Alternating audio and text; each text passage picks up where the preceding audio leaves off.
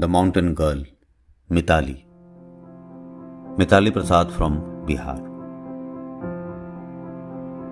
एक ऐसी लड़की की कहानी जिसे सुनकर आप दंग और गर्व महसूस करेंगे। आखिर ऐसी कौन सी बात थी उस 10 साल की बच्ची में जिसने खुद को पानी के धार के गर्जन के बीच अकेले होते हुए भी अपनी हिम्मत नहीं हारी। गांव से दूर उस ऊंचे नीचे खेतों में वो तब तक कूदना और भागना बंद नहीं करती थी जब तक उसके दादा दादी उसे डांटते नहीं। उस दिन डरते डरते ही सही लेकिन भयानक बारिश में आए हुए उस विकराल पानी के अंदर वो गई और अपने पैरों से उन सब्जियों को तोड़ा जिसे रोज वो अपने हाथों से तोड़ा करती थी। फिर वो वहां से इतनी तेज भागी, तब तक नहीं रुकी जब तक कि उसे गांव के लोग नहीं दिखने लगे।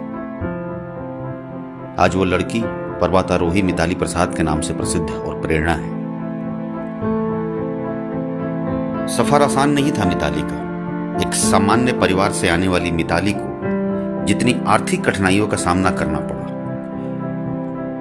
उससे भी अधिक मिताली सामाजिक नजरों द्वारा जलाई गई एक लड़की होने के कारण। 2010 में मिताली कराटे से अंतर्राष्ट्रीय खिलाड़ी बनकर लोगों के नजरों के जलन को उसने प्यार और सम्मान में बदल दिया। मिताली को बस इतने से कहां संतुष्टि मिलने वाली थी।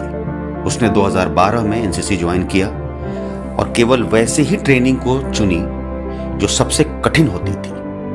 2013 में नेहरू इंस्टीट्यूट ऑफ माउंटेनियरिंग से बेसिक कोर्स करने के बाद तो मिताली का पैर रुकने का नाम ही नहीं लिया। पैरा जंपिंग जैसे बेहोश करने वाली ट्रेनिंग के दौरान भी वो हवा से बातें करती और खूब मस्त।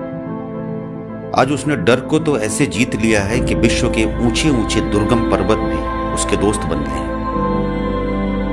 मिताली ने दक्षिण अमेरिका की सबसे ऊंची चोटी माउंट एकांकगुआ, जिसे दूसरे एवरेस्ट के नाम से भी जाना जाता है, माउंट एकांकगुआ पर अकेली चढ़ाई कर फतह हासिल करने वाली भारत की पहली लड़की होने का गौरव हासिल कर इतिहास रच डाली।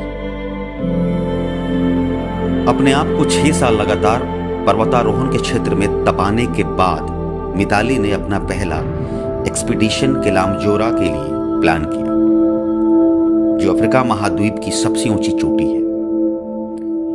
मिताली वैसी जगह से यह सपना देख रही थी जहां उसे कई अधिकारियों को यह समझाने में वक्त निकल जाता कि पर्वतारोहण होता क्या है। मिताली की कहानियों को बड़े दिलचस्पी के साथ सुनते और बीच बीच में तारीफों की पुल भी बांधते, लेकिन आखिर में यही कहते कि हमारे पास उसके लिए कोई फंड नहीं है। इसके साथ ही मिताली उनके एक प्रश्न के साथ वापस लौटती थी हमेशा कि आखिर पहाड़ चढ़कर तुम क्या कर लोगी।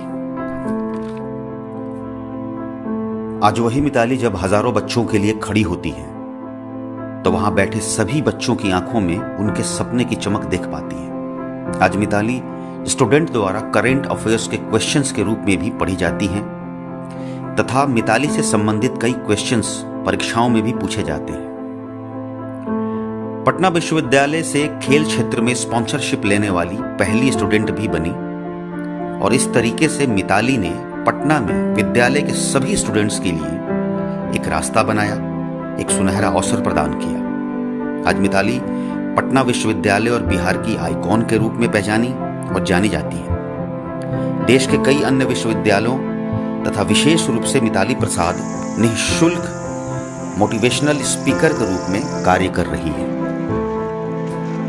तो आइए हम सब मिलकर मिताली जैसी सोच, विचार और इस बुलंद हौसले को ताकत दें, शक्ति दें, पंख दें, ताकि मिताली जैसी हजारों शक्तियां एवरेस्ट से भी ऊंची पहाड़ों पर फतेह करें और हम सबका नाम रोशन करें, हमारे देश का नाम रोशन करें, हमारे समाज का नाम रोशन करें, हमारे प्रदेश का नाम रोशन करें।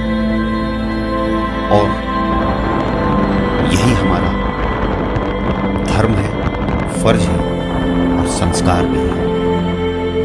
जय हिंद, जय भारत।